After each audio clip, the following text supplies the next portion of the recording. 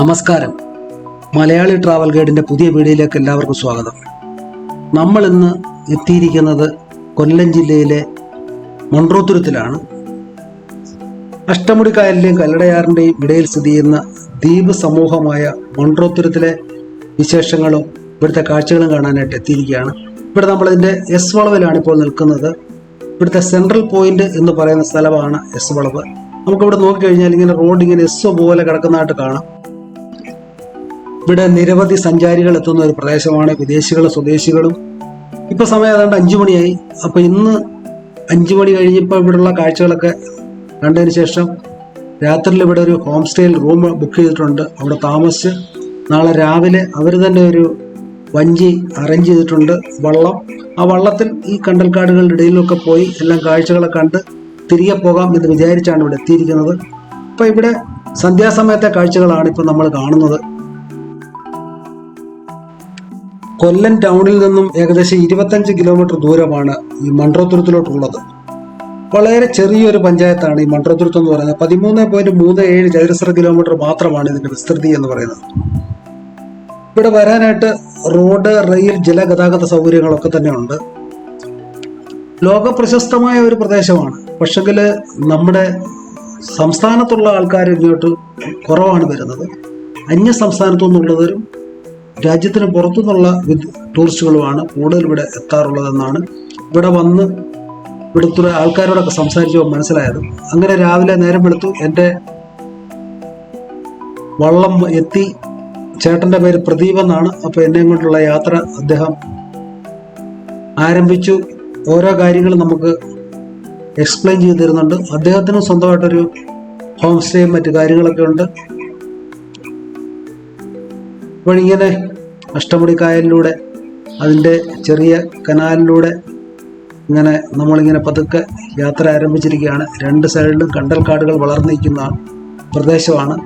ഇവിടെയൊക്കെ തന്നെ കരിമീനൊക്കെ ഇഷ്ടം പോലുണ്ട്. കരിമീനും മറ്റ് മത്സ്യസമ്പത്ത് ഇഷ്ടം പോലുണ്ട്. നല്ല രുചിയുള്ള മീനാണ് ഇവിടെ കിട്ടുന്നത്. അതുപോലെ ഇവിടെ ഒരുപാട് മത്സ്യകൃഷിയുണ്ട്. ഇവിടുത്തെ ജനങ്ങളുടെ പ്രധാന ഉപജീവന മാർഗം എന്ന് പറയുന്നത് ടൂറിസം, അതുപോലെ തന്നെ മത്സ്യകൃഷി, അതുപോലെ കയർ, അങ്ങനെ പല പല മേഖലയിൽ പ്രവർത്തിക്കുന്ന ആൾക്കാരാണ് ഇവിടെ ഉള്ളത്. ഇവിടുത്തുകാർ മിക്കവാറും എല്ലാവരും തന്നെ പണ്ട് തൊട്ടേ ഇവിടെ താമസിക്കുന്ന ആൾക്കാരാണ്. മറ്റ് സ്ഥലത്തുനിന്ന് ഇവിടെ വന്ന് താമസിക്കുന്ന ആൾക്കാർ വളരെ കുറവാണ്. മിക്കവാറും എല്ലാ വീടിനോടും ചേർന്ന് ഹോം സ്റ്റേയും മറ്റു കാര്യങ്ങളൊക്കെ ഉണ്ട്.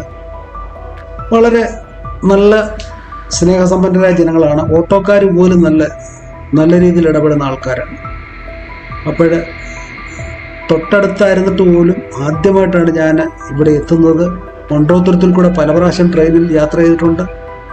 അതുപോലെ തന്നെ ചിറ്റുമലയിൽ കൂടെ ബസ്സിലും കാറിലും യാത്ര ചെയ്തിട്ടുണ്ട്. പക്ഷേ ഈ പ്രദേശത്ത് ആദ്യമായിട്ടാണ് എത്താൻ സാധിച്ചത്. ഇവിടെ എത്തിക്കഴിഞ്ഞപ്പോഴാണ് ഇവിടുത്തെ മനോഹാരിത കാണാൻ സാധിച്ച്. ഇത്രയും മനോഹരമായൊരു സ്ഥലം ഇവിടെ ഉണ്ടായിരുന്നു എന്ന് ഇവിടെ വന്നപ്പോഴാണ് മനസ്സിലായത്.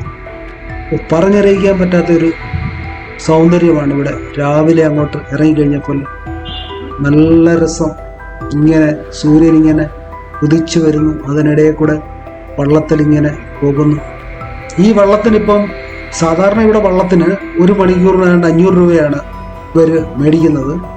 ഈ ചേട്ടൻ നമുക്ക് പരിചയമുള്ള ഒരാള്, ഞാൻ താമസിക്കുന്ന ഹോം സ്റ്റേയുടെ ആള് വിളിച്ച പ്രകാരം ആയതുകൊണ്ട് എനിക്ക് 1000 രൂപയ്ക്ക് എല്ലാ കാഴ്ചകളും കാണിക്കാൻ വേണ്ടിയാണ് അദ്ദേഹം കൊണ്ടുപോകുന്നത്. പലർക്കും പല റേറ്റാണ്. നിങ്ങൾ സംസാരിച്ച് കഴിഞ്ഞാൽ വരുന്നവർക്ക് തീർച്ചയായും ഇവിടെയുള്ള ആൾക്കാരൊന്നും തന്നെ അമിതമായ ചാർജ് മേടിക്കുന്ന ഒരു പതിവില്ല എന്നാണ് മനസ്സിലായത്. എല്ലാം നോർമലായിട്ടുള്ള കാര്യങ്ങളാണ്. ഹോം സ്റ്റേക്കാണേലും ഞാൻ താമസിച്ച ഹോം സ്റ്റേക്ക് ഏതാണ്ട് 2000 രൂപയാണുള്ളത്. 1500 രൂപയുടെ റൂം കിട്ടും, 1000-ൻ്റെ ഉണ്ട്, അങ്ങനെ പല ഇതുണ്ട്.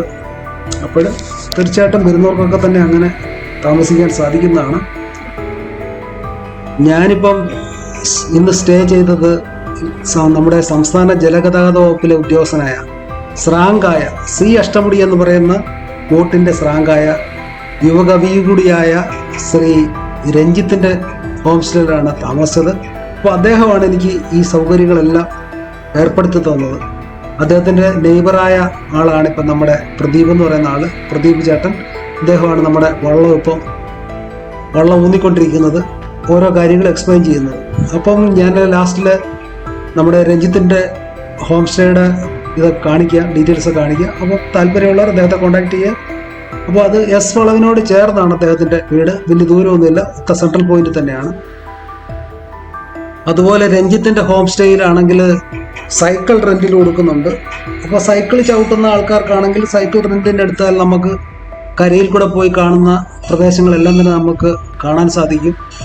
ഈ 8 ചെറിയ ദ്വീപുകൾ ചേർന്ന പ്രദേശമാണ് ഈ മൺട്രോത്തുരുത്ത് എന്ന് പറയുന്നത്.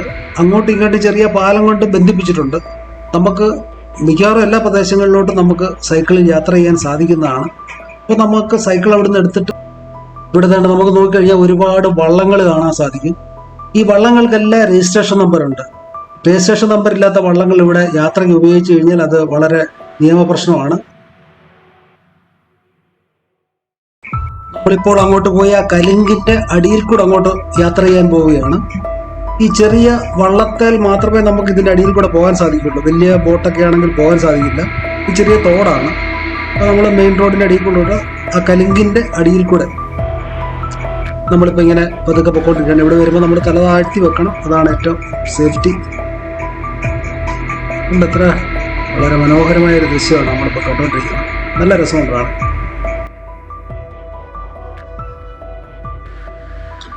ആയിരത്തി 1810 മുതൽ 1815 വരെ തിരുവിതാംകൂറിൻ്റെ ദിവാനായിരുന്ന കേണൽ മൺട്രോയുടെ പേരിലാണ് ഈ നാട് അറിയപ്പെടുന്നത്. അദ്ദേഹത്തിൻ്റെ കാലഘട്ടത്ത് ഇവിടെ കുറേ ഭരണപരിഷ്കാരങ്ങളൊക്കെ നടപ്പിലാക്കിയിരുന്നു. കല്ലടയാറിന് കുറച്ച് വഴിതിരിച്ചു വിടുകയും കൃഷിയും മറ്റു കാര്യങ്ങളൊക്കെ അഭിവൃദ്ധിപ്പെടുത്തുന്നതിനുള്ള കാര്യങ്ങളൊക്കെ അദ്ദേഹം നടപ്പിലാക്കി. ഇപ്പോഴിത് മനോഹരമായ കായലുകൾക്കും സജീവമായ ഗ്രാമീണ ജീവിതത്തിനും പേരുകേട്ടതാണ്. അതുപോലെ തന്നെ വൈവിധ്യമാർന്ന സസ്യ ജന്തു ജാലകങ്ങൾക്ക് മാത്രമല്ല നിരവധി ദേശാടന പക്ഷികൾക്കും ഈ പ്രദേശം ആവാസ കേന്ദ്രമാണ്.